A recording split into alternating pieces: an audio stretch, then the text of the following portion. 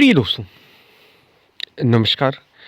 जो स्वयं प्रकाश है, जो स्वयं प्रकाशित है, यानी जो स्वयं रोशन है, जिसे किसी दूसरे की रोशनी की, लाइट की, प्रकाश की ज़रूरत नहीं, उसे जानो, उसे पहचानो, उसे समझो, उसे खोजो। इसी पर हम वीडियो में बात करेंगे, बड़ी कीमती बात है। उससे पहले अगर आप चैनल पर नए हो तो सब्सक्राइब भी करें। वीडियो को पूरा सुनेंगे तो आप इसका अधिक लाभ ले पाएंगे। पसंद आए वीडियो तो शेयर ज़रूर करें, शेयर करना ना भूलें। हमने गीता सीरीज़ की शुरुआत की है, बीच बीच में उसके वीडियो आते हैं। ज़रूर जुड़ें आप गीता सीरीज़ से, क्योंकि बात गीता की है और स्वयं भगवान श्री कृष्ण की है। तो आध्यात्म को गहरे ढंग से समझने में आपको मदद मिलेगी। हम चलते अपनी वीडियो की तरफ। तो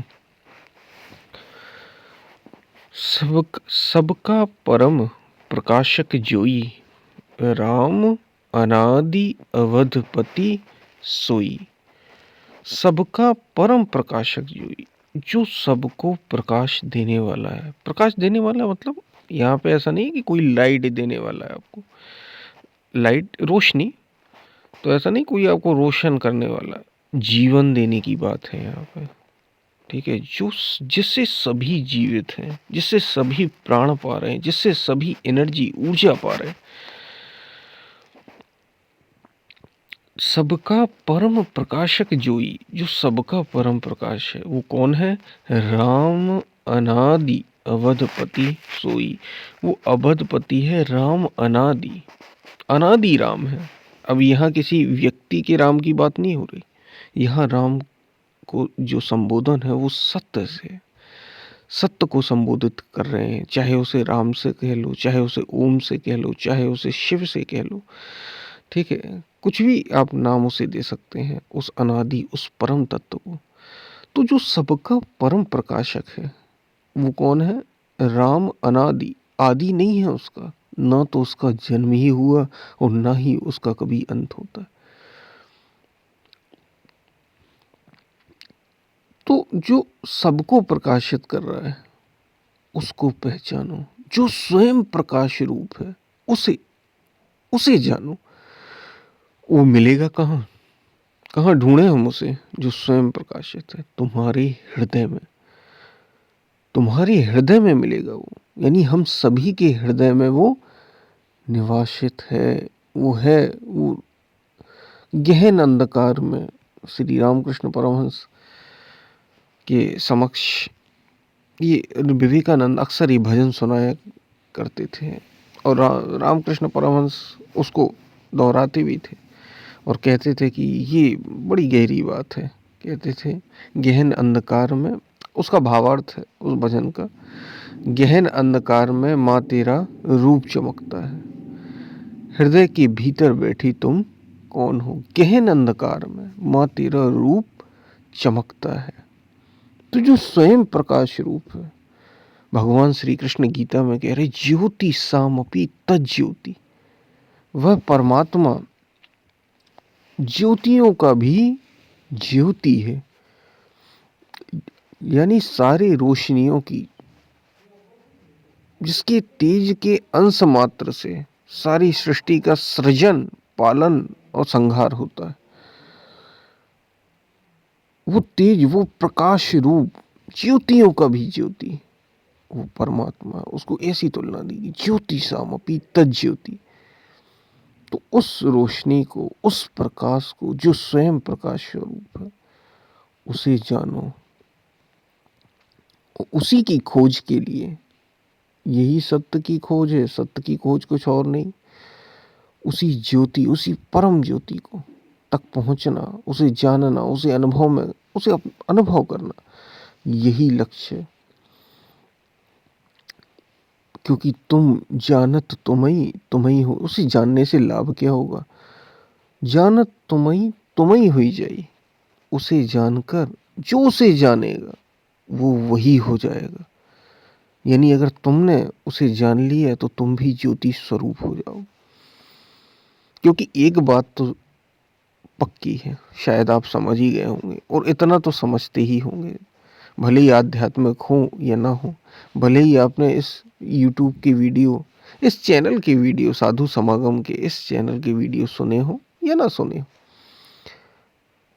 इतना तो हर कोई समझता ही है कि शरीर तो कम से कम वो है नहीं। हाँ, हमेशा नहीं बना रहता। ये भाव, ये विचार, ये सोच हमेशा उसकी नहीं बनी रहती, बदलती रहती है। फिर शरीर बन गया है, लेकिन जब भी वो बैठेगा और थोड़ा सा भी विचार करेगा तो इतना तो वो समझ ही जाता है कि कम से कम ये शरीर तो वो नहीं है। हाँ, मन समझे या ना समझे अपने को, शरीर तो नहीं है वो, क्योंकि शरीर तो लोगों की जाति देखे उसने। कुछ है, शरीर तो चला जाता है, शरीर के जाने से कुछ ऐसा है जो जो इस शरीर में नहीं रहता, तो ये शरीर किसी काम का नहीं रहता। क्योंकि शरीर तो जब व्यक्ति चला जाता है शरीर से, जब चेतना शरीर में नहीं रहती, तो क्या होता है? शरीर तो वैसा ही का वैसा ही है। शरीर तो वैसा ही का वैसा ही है ना। आंखें भी हैं, कान भी होते हैं, पेट पीठ भी होती है, हाथ पैर भी होते हैं, ठीक, सब कुछ वही है। क्या है जो चला गया? बताओ। शरीर जब होता है व्यक्ति का, वो मर जाता है।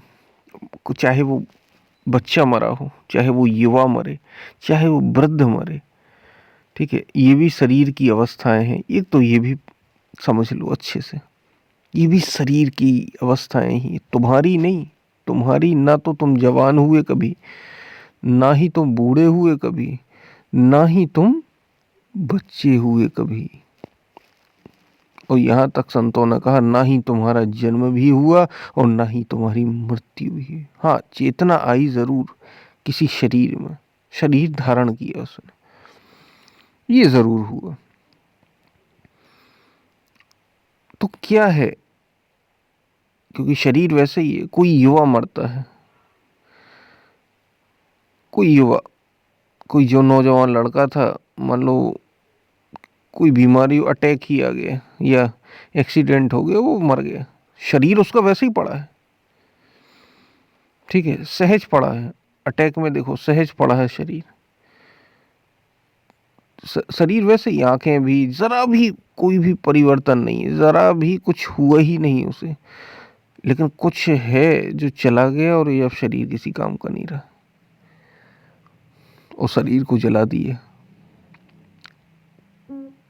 यानी राख था, राखी बना दिए। तो कुछ कुछ जो है उसी को चेतना कहते हैं। वही तुम होते हो, वही तुम, वो भाव और वो चेतना जो इंडिविजुअल है एक व्यक्ति में, वो जब ये पहचान लेती है कि वो इंडिविजुअल है ही नहीं,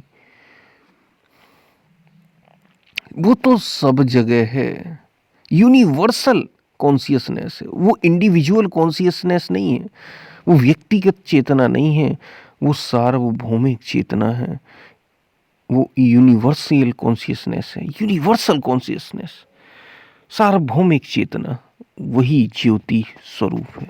ये वो कब पहचानेगी? जब वो भीतर की रोशनी तक पहुंचेगी, ये जो स्वयं प्रकाश है उस तक पहुंचेगी, उस सत्य को खोज लेगी। तो फिर उसे ये पता चलेगा कि ना तो मैं उससे अलग, ना वो मुझसे अलग, और ना मैं उससे अलग, ना वो उससे अलग, और ना सारी दुनिया मुझसे अलग। जो भगवान श्री कृष्ण गीता में कह रहे हैं, अभी हम 6 अध्याय में थे, उसमें भगवान श्री कृष्ण कह ही रहे थे, जो मुझे सब में देखता है, और जो मुझे सब में देखता है वो मुझ में हर किसी को देखता है। अर्जुन, वह योगी अति दुर्लभ है, वही सर्वश्रेष्ठ योगी है, उसने ही सत्य को पहचाना है, उसने ही वास्तव में मुझे जाना है। मुझे जाना यानी कृष्ण को, यानी एक व्यक्ति को जाना नहीं, किसी शरीरधारी को जाना नहीं, कृष्ण यानी उस चेतना को पहचान लिया जो सार्वभौमिक है, जो रोशनी है, जो प्रकाश स्वरूप है, जो स्वयं प्रकाश है। यही तक पहुंचना जीवन का लक्ष्य है, हर किसी के जीवन का उद्देश्य है। इसे जान लेने पर सुख दुख, जन्म मृत्यु, पाप पुण्य अच्छे बुरे सबसे छुटकारा मिल जाता है।